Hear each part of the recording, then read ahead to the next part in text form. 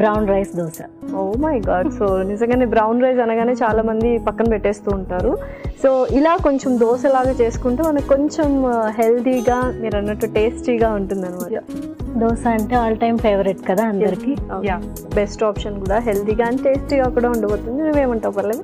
So బ్రేక్ఫాస్ట్లో దోశ ఎక్కువగా prefer చేస్తూ ఉంటాం, ముఖ్యంగా సౌత్ ఇండియాలో. అది బ్రౌన్ రైస్ నార్మల్గా తినడానికి ఎవరు ఇష్టపడరు, బికాజ్ ఆ కన్సిస్టెన్సీ అనేది ఒక్కొక్కసారి కుక్ అవుతుంది, ఒకసారి ఓవర్ కుక్ అవుతుంది. సో అలా ఎవరు ఇష్టపడరు కాబట్టి మనం ఏదైతే రెగ్యులర్గా తింటామో అందులో ఇంక్లూడ్ చేయడం అనేది చాలా మంచి ఆప్షన్ అనమాట. ఓకే అండి, all the best. Thank you so much. Lasya గారు దానికి కావాల్సిన ఇంగ్రీడియంట్స్ అన్ని తీసుకొని వచ్చాను. ఓకే, సో చక్కగా బ్రౌన్ రైస్తో మనం ఎస్పెషల్లీ చేసుకున్నాం. అంటే ఏమేమి తీసుకొచ్చారు అంటే దీనికి ఎస్పెషల్లీ బ్రౌన్ రైస్, ఇది బాయిల్డ్. ఓకే, ఆల్రెడీ ఉడికి పొట్టుతో నానబెట్టిన మినపప్పు, అలాగే అటుకులు, పచ్చిశనగపప్పు, ఓకే, మెంతులు, salt, oil common.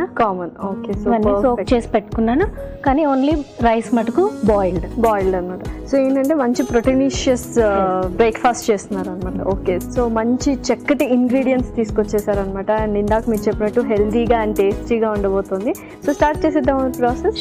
So first ఏం చేస్తున్నారు? నాకు ఒక మిక్సీ జార్ కావాలి. అన్ని ఇంగ్రీడియంట్స్ రెడీగా ఉన్నాయి కదా. ఎస్,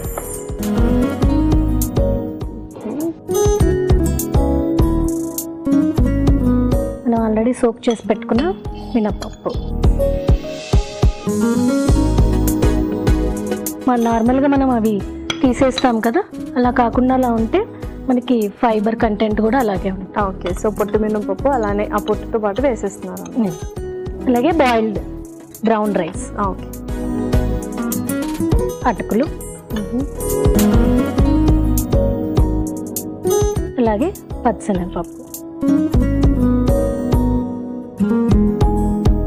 సో అంతేనా, ఇంకేమైనా ఇంగ్రీడియంట్స్ వేయాలా? సోక్ చేసి పెట్టుకున్న మెంతులు కూడా. Okay, perfect. యా,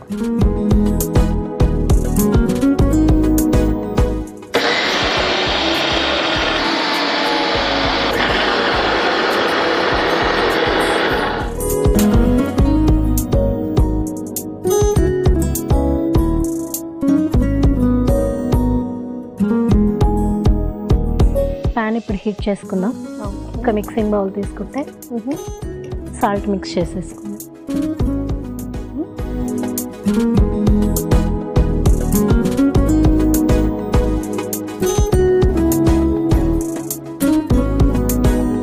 కొద్దిగా సాల్ట్ వేసుకుందాం, కొన్ని వాటర్.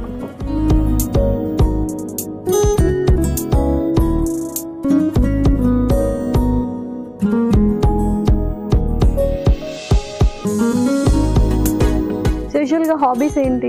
కొన్ని వెరైటీ డిషెస్ ట్రై చేస్తూ ఉంటాను, క్రాఫ్ట్ వర్క్ చేస్తూ ఉంటాను. ఓకే, సో ట్యూషన్స్ వస్తుంటారా లేకపోతే ఓన్లీ కాలేజ్కి వెళ్ళి? ట్యూషన్స్ కూడా వస్తూ ఉంటాను. అవునా, ఓకే. సో కెమిస్ట్రీ కాకుండా ఇంకేమైనా అదర్ థింగ్స్ ఏమైనా టీచ్ చేస్తుంటారా లేకపోతే అప్పటికే టైం అయిపోతూ ఉంటుంది? టైం అయిపోతూ ఉంటుంది. Okay, perfect. సరే, చక్కగా దోసపిండి రెడీ చేసుకున్నాం. పెనం కూడా హీట్ ఎక్కింది. సో కొద్దిగా ఆయిల్ వేసి మనం స్టార్ట్ చేసేద్దాం.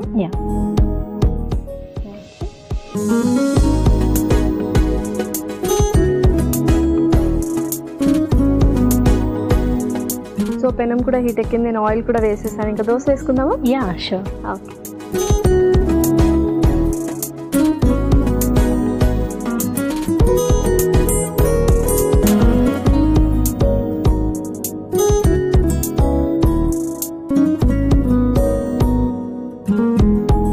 ఇంకా హెల్తీగా కావాలనుకున్న వాళ్ళు ఆయిల్ కాకుండా గీ, బటర్ అట్లా యూస్ చేసినా కూడా బాగుంటుంది. అంతే కదా. ఓకే, సో పైనుంచి కూడా అలా మనం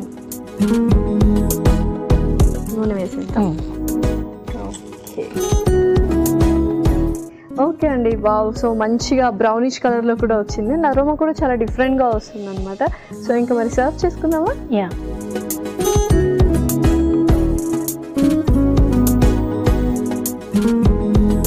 ఓకే. సో ఇలాగా ఇందాక మీరు అన్నట్టు డిఫరెంట్ కాంబినేషన్స్ యూస్ చేస్తాను కదా, మీ ఫేవరెట్ డిష్ ఏంటి ఇంట్లో?